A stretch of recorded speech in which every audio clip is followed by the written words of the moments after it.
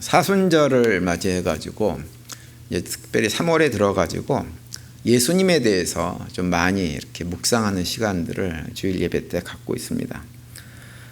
지난 2주 동안 우리 예수님에 대해서 살펴봤는데요. 2주 전에는 이제 예수님을 부르는 호칭들에 관해서 우리가 좀 살펴봤죠. 그래서 특별히 이제 우리가 생각해봤던 것은 우리가 예수님을 주님이라고 이제 부르는데, 우리가 예수님을 주님이라고 부를 때 그 고백이 참된 고백이 되기 위해서 우리가 해야 될 것이 무엇인가라고 하는 것을 2주 전에 좀 살펴봤고요. 그리고 지난 주일에는 이제 예수님의 성품, 완전한 하나님이시면서 동시에 완전한 인간이신 예수님의 성품에 대해서 살펴보면서 그 예수님의 성품이 우리들에게 주는 유익이 무엇인가라고 하는 것에 대해서 지난주에 이렇게 좀 생각해 보았습니다. 오늘은 3번째로요. 예수님께서 이 땅에 오셔서 하신 아주 귀한 사역이 있습니다. 그런데 그 사역들이 실제 우리 신앙생활과 어떠한 관련이 있는가라고 하는 측면에서 좀 말씀을 나누려고 합니다. 우리가 이제 신앙생활을 하면서 좀 오해하는 것 가운데 하나가 어떤 것이 있냐면, 신앙생활을 한다고 하는 것이 우리가 이 타락한 본성을 입고 살아가는 존재이고 연약한 존재여서 그냥 어쩔 수 없이 죄도 짓고 또 죄 지은 다음에 회개하고 또 죄 짓고 또 회개하고 또 죄 짓고 회개하고 이런 걸 계속 반복할 수밖에 없는 것이다 라고 생각하는 경향들이 상당히 많이 있습니다. 그리고 그것을 심지어는 그게 정상이다, 지극히 정상이다 이렇게 생각하는 분들도 더러 계세요. 그런데 이제 제가 지난 주일날 마지막에 살펴보았던 갈라디아서 2장 20절 말씀을 다시 보시면 이렇게 되어 있죠. 내가 그리스도와 함께 십자가에 못 박혔나니 그런즉 이제는 내가 사는 것이 아니요 오직 내 안에 그리스도께서 사시는 것이라. 이제 내가 육체 가운데 사는 것은 나를 사랑하사 나를 위하여 자기 신을 버리신 하나님의 아들을 믿는 믿음 안에서 하는 것이라. 이렇게 말씀을 합니다. 제가 지난 주일에 이 말씀을 좀 자세히 설명은 드리지 못했지만, 이 말씀은 어떤 것이냐면, 우리가 신앙생활을 하면서 죄짓고 회개하고 죄짓고 회개하고 또 죄짓고 회개하고 이것을 계속 반복하는 것이 당연한 것이 아니라고 하는 것을 강조하는 대표적인 말씀이에요. 왜 그것이 아닌가요? 우리 안에 누가 계시기 때문에, 예수 그리스도께서 살아계시기 때문에 죄짓고 회개하고 죄짓고 회개하는 것이 이게 지극히 정상적인 것으로 생각하면은 안 된다고 하는 거예요. 그래서 오늘은 이제 그 점에 대해서 좀 말씀을 좀 깊이 생각해 보려고 하는데요. 그것을 말씀드리기 앞서가지고 오늘 본문에 보시면 22절에 보시면 이렇게 말씀합니다. 그는 죄를 범하지 아니하시고 그의 입에 거짓도 없으시며 라고 말씀을 하고 계세요. 여기 22절에서 그는 누군가요? 예수님을 말하는 거예요. 예수님을. 근데 예수님에 대해서 제자 베드로가 고백을 하고 있는 건데요. 굉장히 놀라운 고백입니다. 왜냐하면 예수님의 제자 베드로는 예수님을 만난 이후에 3년 동안 예수님과 동고동락을 했어요. 먹고 자는 일을 같이 했던 사람입니다. 그런데 그렇게 바로 옆에서 예수님을 지켜봤던 제자 베드로가 어떻게 고백하냐면, 예수님은 한 번도 거짓말을 한 것을 보지 못하고 죄를 짓는 것도 보지 못했다, 이렇게 고백을 하고 있는 거예요. 사실 이런 고백이 우리가 이따금 만나는 사람들에 대해서는 그렇게 생각할 수 있어요. 내가 다른 사람에게 그런 인상을 줄 수도 있고 내가 다른 사람을 그런 인상으로 바라볼 수 있습니다. 이따금 보면 굉장히 훌륭하신 목사님들 계시잖아요. 그죠? 아, 저분은 정말 이슬만 먹고 사실 것 같다. 뭐 이렇게 생각되는 그런 분들이 계세요. 너무 고고하고 아주 순해 보이고 너무 인격도 훌륭하신 목사님들이 이따금 계십니다. 그런데 그분이 진짜 어떤 분인가라고 하는 것을 이렇게 누구한테 물어보면 정확하게 아나요? 사모님한테 물어보면 정확하게 알아요. 그래서 대부분 그럽니다. 그럼 고고한 목사님들 누가 옆에서 사모님한테 칭찬을 하면, 아, 목사님 훌륭해서 너무 좋겠어요. 그러면 사모님들 반응이 어떤가요? 뜰뜨름합니다. 그러면서 살아보세요. 이렇게 반응할 때가 훨씬 더 많이 있어요. 그런데 제자 베드로는 예수님과 3년을 그렇게 같이 살았는데 한 번도 예수님은 어떤 형태의 죄도 지은 적이 없었다. 내가 보지 못했다. 이렇게 얘기를 하는 거예요. 사실이 아닌 것을 사실처럼 얘기하신 적도 없고 진리가 아닌 것을 진리처럼 얘기하신 것도 보지 못했다. 이렇게 증언을 하고 있는 거예요. 그런데 제자 베드로가 예수님이 죄를 범한 적이 없었다, 그의 입에 거짓이 없었다라고 하는 것을 강조하는 이유가 있습니다. 그것은 왜 그걸 강조하냐면 그렇게 아무런 죄도 없는 그 예수님께서 우리를 위해서 우리의 죄를 대신 감당해 주셨다고 하는 것을 강조하기 위해서 그 이야기를 하고 있는 거예요. 그래서 24절에 보면 예수님께서 우리를 위하여 행하신 그 일에 대해서 선포합니다. 24절 보시면 이걸 우리 한 목소리로 같이 읽죠. 다 같이 시작. 친히 나무에 달려 그 몸으로 우리 죄를 담당하셨으니 이는 우리로 죄에 대하여 죽고 의에 대하여 살게 하려 하심이라. 그가 채찍에 맞음으로 너희는 나음을 얻었나니. 이렇게 말씀을 하고 있어요. 여기서 그는 누구냐 하면 바로 예수님이죠. 사도 베드로는 예수님이 아무런 죄가 없는 분인데 그분이 우리의 죄를 자신의 몸에 대신 지고 친히 나무에 달렸다, 이렇게 말씀을 하고 있어요. 나무에 달렸다고 하는 것은 뭐냐면 십자가에 매달려 죽으셨다고 하는 거예요.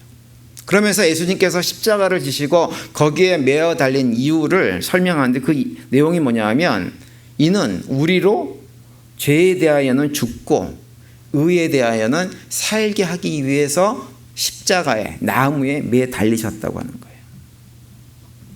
여기서 예수님께서 우리를 위해서 행하신 두 가지 중요한 사역을 말씀을 하고 있어요.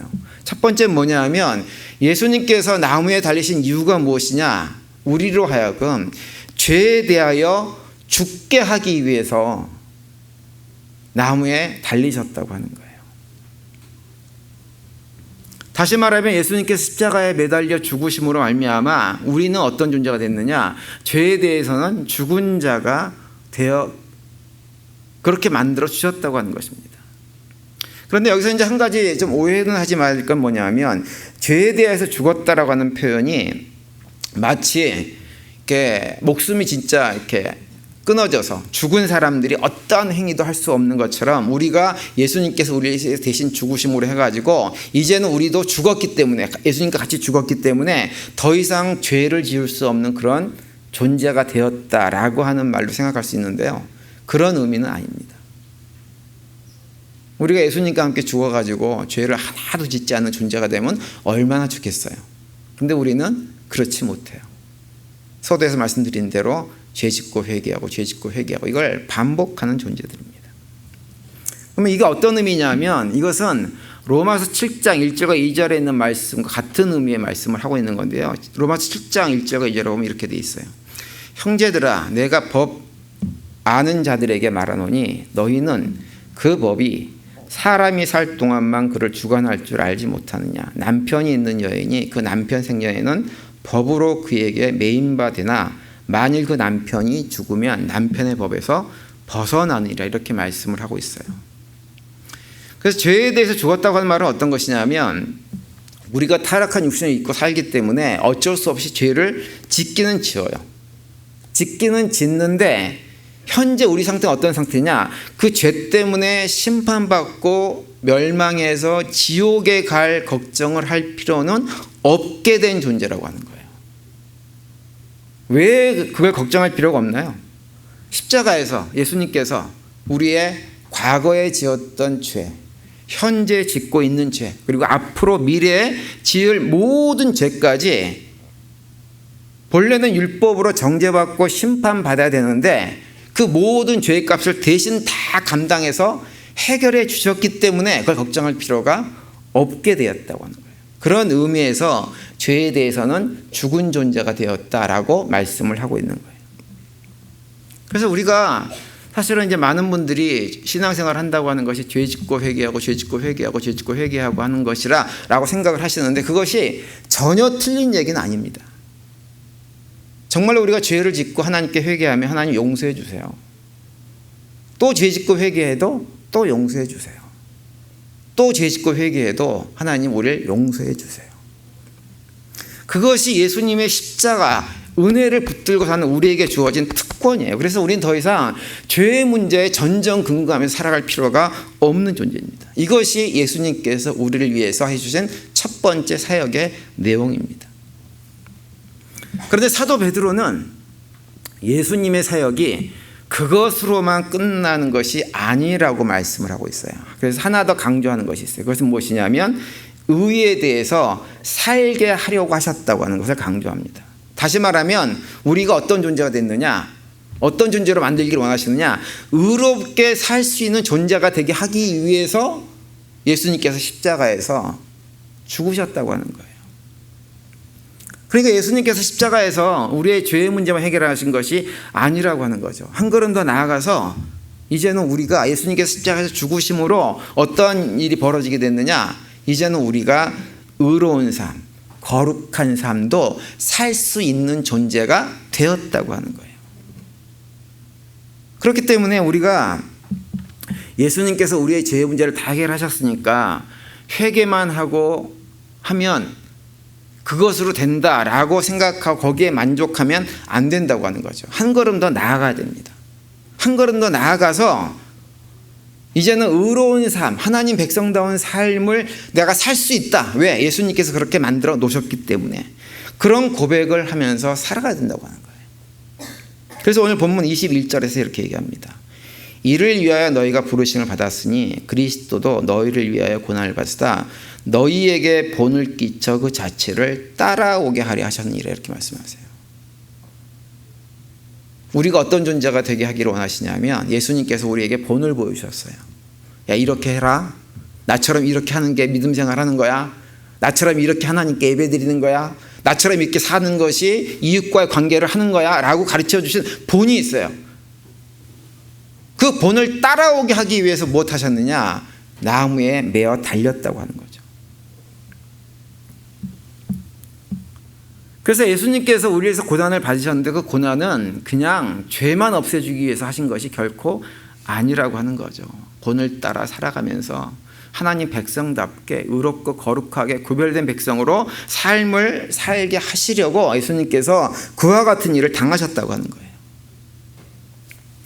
그런데 우리가 그렇게 살 수 있다고 하는 것을 예수님께서 우리에게 직접 보여주신 것이 있어요. 그것이 뭐냐 하면 바로 그것이 무엇이냐 하면 십자가의 죽음 이후에 우리에게 보여주신 부활의 사건입니다. 부활의 사건. 그래서 로마서 4장 25절에 보면 이렇게 말씀하고 있어요. 세 번역으로 보면 이렇게 되어 있습니다. 예수는 우리의 범죄 때문에 죽임을 당하셨고 우리를 의롭게 하시려고 살아나셨습니다. 이렇게 말씀을 하고 있어요. 우리를 의롭게 하려고 살아나셨다고 하는 거예요. 이 로마서 4장 25절 말씀을 사도 베드로는 오늘 본문에서 어떻게 표현하고 있냐면 죄에 대해서는 죽고 의에 대해서 살게 하려 하십니다라고 다르게 표현을 하고 있는 것뿐이에요. 그래서 오늘 본문 21절에서 의에 대해서 살게 하려 하심이라고 하는 말씀은 무엇이냐면 예수님께서 부활을 통해서 우리들로 하여금 의롭게 살 수 있는 모든 환경을 다 만들어 주셨다고 하는 거예요. 여러분, 왜 예수님의 부활이 우리들로 하여금 의롭게 살 수 있게 만드는 환경이 되나요? 왜 그럴까요? 부활과 반대되는 걸 생각해 보면 돼요. 죽음이라는 걸 생각해 보시면 돼요. 죽음. 여러분, 죽음이라고 하는 것은 어떤 것이냐면 우리 인간들의 생각과 삶의 태도를 좌지우지하는 아주 강력한 힘이 있습니다. 죽음이라고 하는 것이.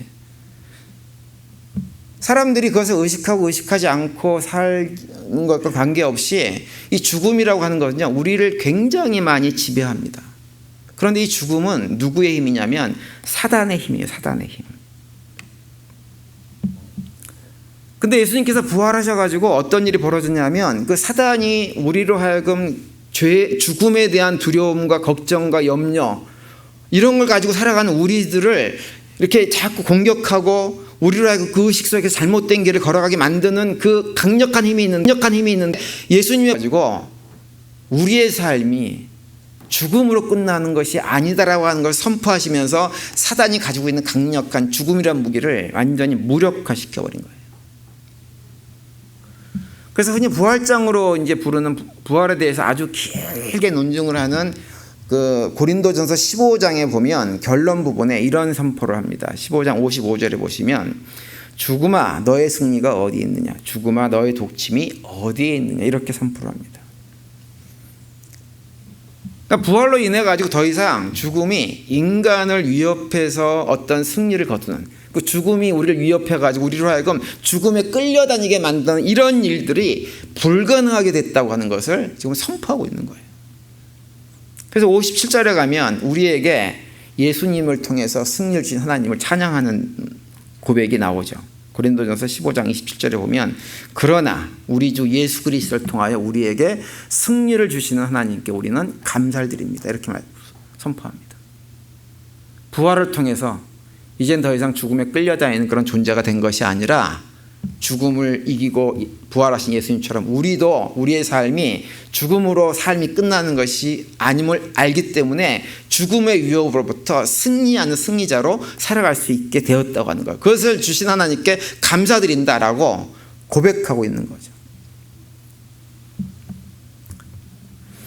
앞에서도 말씀드렸지만 우리 사람은요, 본인이 의식하든지 의식하지 않든지 누구나 다 죽음을 이렇게 생각을 합니다. 젊었을 때는 사실은 죽음에 대해서 별로 생각을 하지 않죠. 그런데 나이를 먹을수록 점점점 죽음이 가깝게 다가올수록 죽음을 더 많이 의식합니다. 그래서 30대, 40대 초중반까지만 해도 죽음을 의식하는 사람들은 별로 없어요. 그런데 40대 후반이 되고 50대가 되어지면 아, 내가 얼마 있으면 은퇴해야 되는구나 라고 하는 걸 생각하면서 은퇴하고 나서의 삶을 생각해보면 결국은 죽음으로 간다고 하는 것이 이렇게 와닿습니다. 근데 그러다 보니까 어떤 현상들이 좀 벌어지냐면 이따가 보면 주변에 남자들 가운데서 나이가 한 40대 후반 50대 되신 분들 중에서 삶의 어떤 회의를 느끼고서 인생을 확 바꿔버리시는 분들이 더러 계세요. 잘 다니던 직장도 때려쳐버리고 자기가 평소에 하고 싶었던 어떤 아이템을 가지고 막 사업한다고 이렇게 나섰다가 쫄딱 망하는 경험을 하신 분들도 있고 이상한 일들 하신 분들이 있습니다.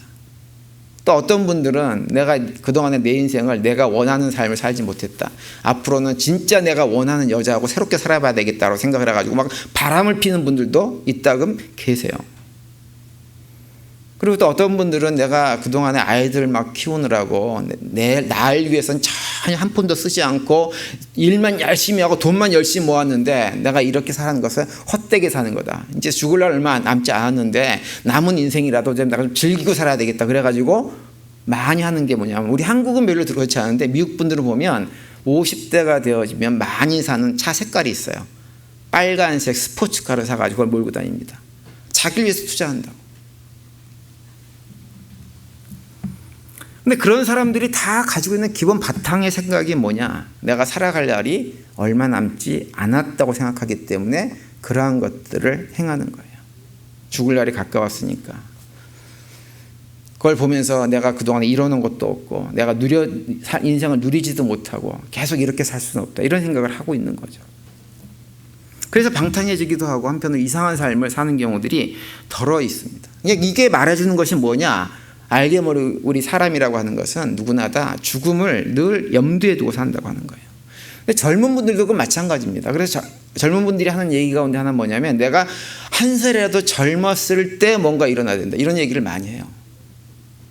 늙고 죽음이 가까우면 못하기 때문에 한 살이라도 젊었을 때 열심히 뭔가를 이뤄놔야 된다라고 하는 것 때문에 젊었을 때는 뭔가 이루기 위해서 막 안달을 합니다. 그런데 그 근저의 생각이 무엇이냐? 죽음이라고 하는 것이 그 마음속에 있는 거예요. 의식이 있는 거예요. 그런데 성경은 우리한테 뭘 말씀하시냐면 예수님께서 부활을 통해서 죽음을 정복하셨고 믿음의 성도들에게는 죽음이라고 하는 것이 우리 삶의 끝이 아니라고 하는 것을 확증해 주셨어요. 그래서 우리 믿음의 성도들에게는 더 이상 죽음에 대한 두려움이 없습니다. 죽음에 대한 두려움이 계신 분 혹시 계세요? 아직도? 우리 성도들에게 그게 없어요. 예수님의 부활을 보면서 부활의 소망을 가지고 우리도 나중에 부활하게 되어지면 그렇게 예수님처럼 온전하고 완전하고 의롭게 된다고 하는 것을 꿈꾸며 살아가고 그 꿈을 가지고 있기 때문에 이 땅에 살면서도 어떠한 삶을 살아가느냐? 예수님을 닮아가고자 하는 마음의 소원이 있는 거예요. 그동안에 살아왔던 삶, 내가 원하고 뭔가 나한테 이렇게 좀 도움이 되고 나의 기쁨이 되는 이런 삶을 살지 못했다고 그것 때문에 안타까워하지 않아요. 죽음 이후라도 영원한 삶 속에서 부활하신 예수님과 함께 살아가는 그 삶이 있기 때문에 끝까지 자신의 삶을 살아가게 되어집니다. 죽음이 더 이상 두렵지가 않은 거예요.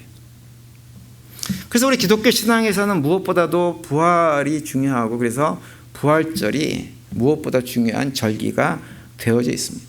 여러분, 만약에 우리가요 신앙생활을 하면서 맨날 죄짓고 회개하고 죄짓고 회개하고 죄짓고 회개하면 그것은 무엇은 의미가 있냐면 예수님께서 우리의 죄를 대속해 주셨다. 과거에 지은 죄, 현재 짓고 있는 죄, 미래에 지을 죄까지도 다 대속해 주셨다는 사실을 믿는 믿음으로는 훌륭한 거예요. 그런데 그것은 반대로 뭘 얘기하냐면 그렇게만 살아간다고 하는 것은 내가 예수님의 부활은 믿지 않는다는 말과 똑같은 것입니다. 예수님께서 부활을 통해서 엄청난 일을 해놓으셨어요. 그런데 우리는 그걸 아무것도 아닌 것 취급을 하고 죽음에 끌려다니고 살고 있는 거예요. 그러면서 그냥 죄짓고 회개하고 죄짓고 회개하고 이러다가 마는 것이라는 생각을 하고 있는 것입니다. 베드로전서 2장 24절에서는 그 얘기를 하고 있는 거예요. 예수님께서 십자가에서 우리를 위해서 거기 십자가에 매달린 이유는 무엇이냐?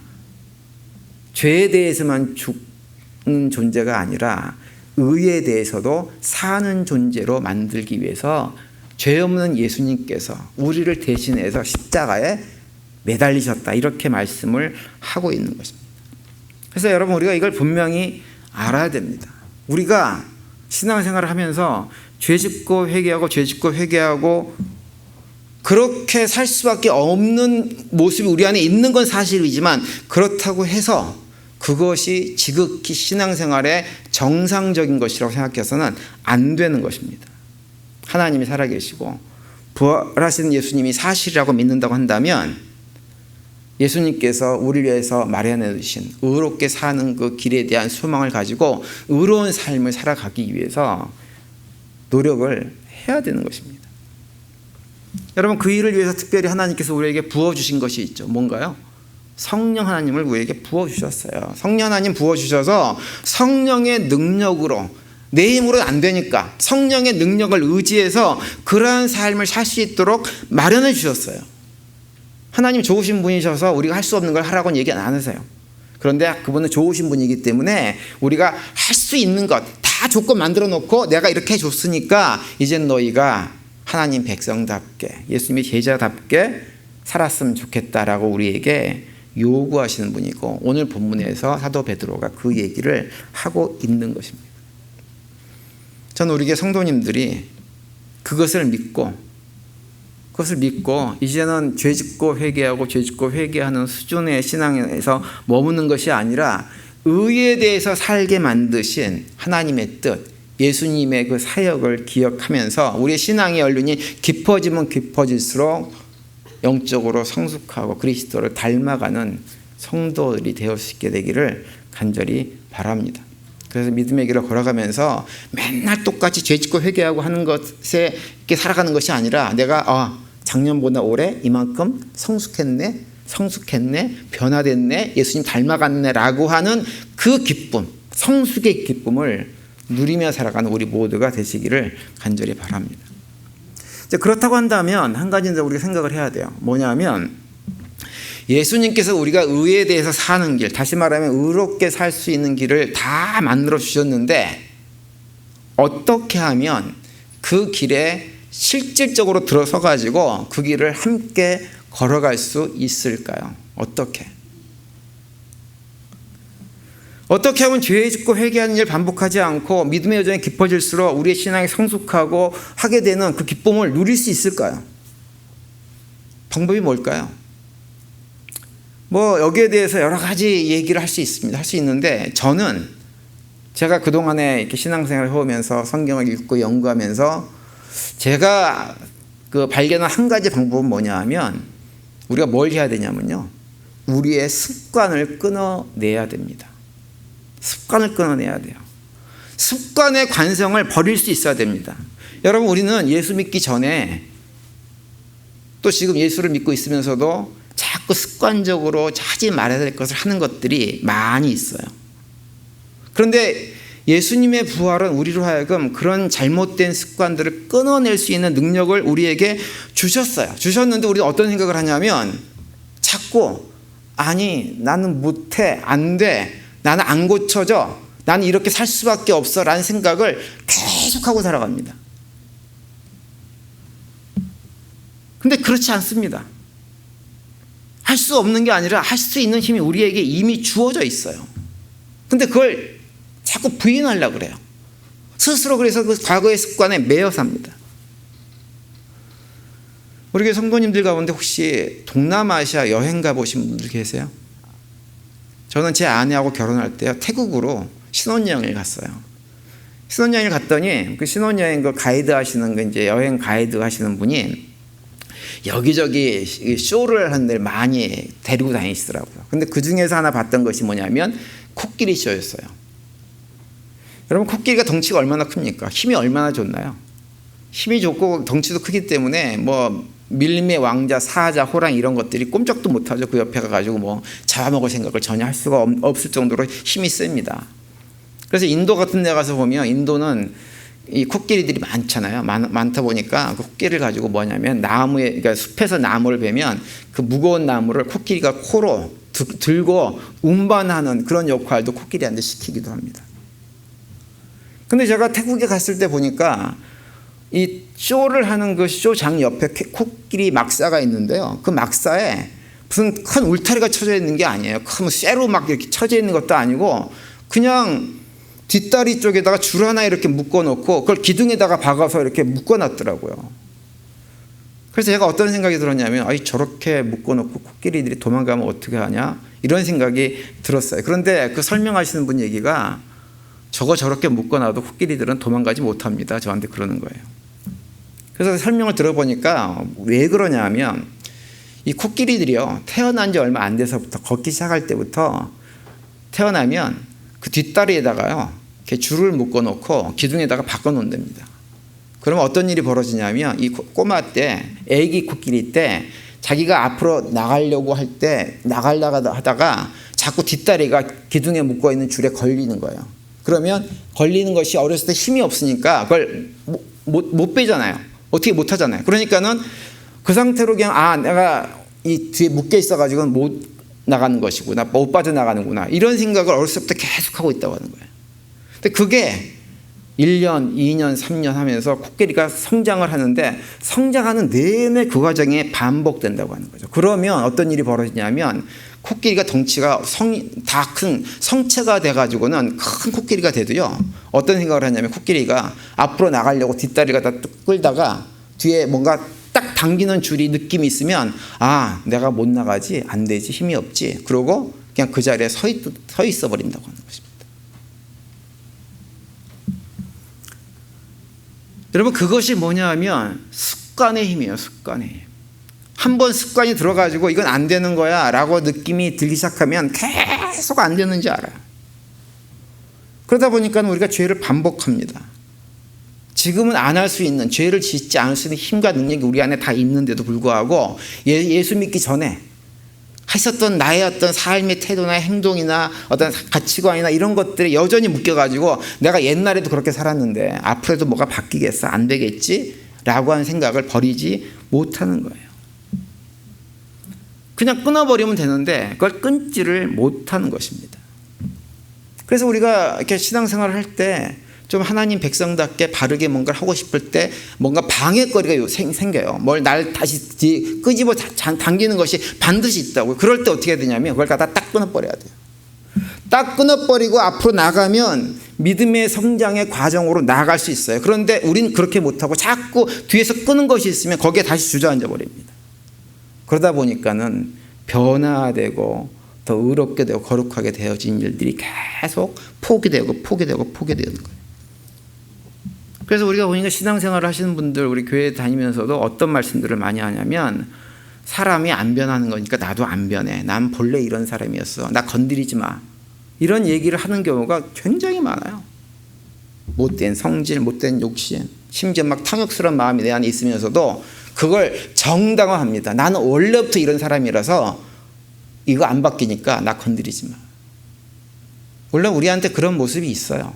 타락한 본성을 가지고 있어가지고 그게 있어요. 그래서 그 문제를 위해서 예수님께서 십자가에서 죽으셨어요.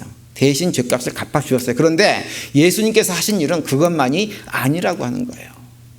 우리한테 그런 모습이 있지만 그런 모습을 뛰어넘어서 하나님 백성답게 거룩하게 되어지는 삶을 살 수 있도록 우리에게 환경도 이미 만들어 주셨다고 하는 거죠. 그 얘기를 오늘 본문에서 하고 있는 것입니다.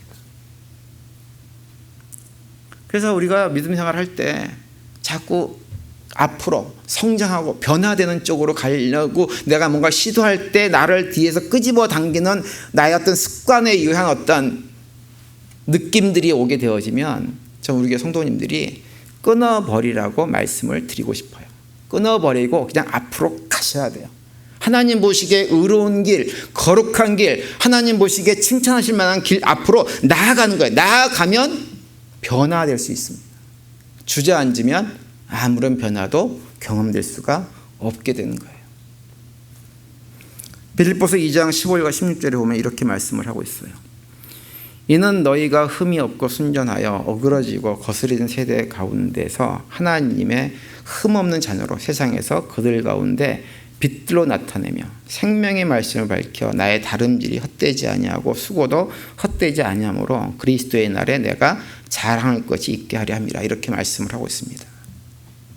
여러분, 하나님은요, 우리가 여기에서 말씀하고 있는 대로 어그러지고 거스르는 세대, 다시 얘기하면 죄악이 가득한 세상, 그런 시대 속에서 어떤 존재로 세워지기를 원하냐면 흠이 없는 하나님의 백성으로 세워지기를 원하십니다. 어두운 세상에 빛과 같은 역할을 감당하면서 살기를 원하세요. 그리고 우리가 그런 삶을 살아가고자 할 때 하나님은 결코 그 노력을 헛되게 만드시지 않으시겠다고 하는 것이 빌립보서 2장의 말씀입니다. 예수님은 우리에게 우리가 예수님의 제자답게 하나님의 자녀답게 살 수 있는 모든 것들을 이미 다 마련해 주셨어요. 힘과 능력과 환경을 다 만들어 주셨습니다. 저는 우리 성도님들이 그것을 믿고 과거의 습관들을 과감히 끊어버리고 하나님의 자녀로 예수님의 제자로의 삶을 살아내기 위해서 최선을 다할 수 있게 되기를 간절히 바랍니다. 그래서 이번 한 주간도 그런 결단과 다짐 속에서 하나님의 흠 없는 자녀로 살아가시는 가운데 어두운 세상에 빛을 밝히는 자들로 복되게 쓰임받으면서 살아갈 수 있는 한 주간이 될 수 있게 되기를 간절히 바랍니다. 그 가운데 우리를 승리케 하시는 하나님의 은혜 숫기를 더욱더 풍성하게 누리고 살아가는 한 주간이 될 수 있게 되기를 간절히 축원드립니다.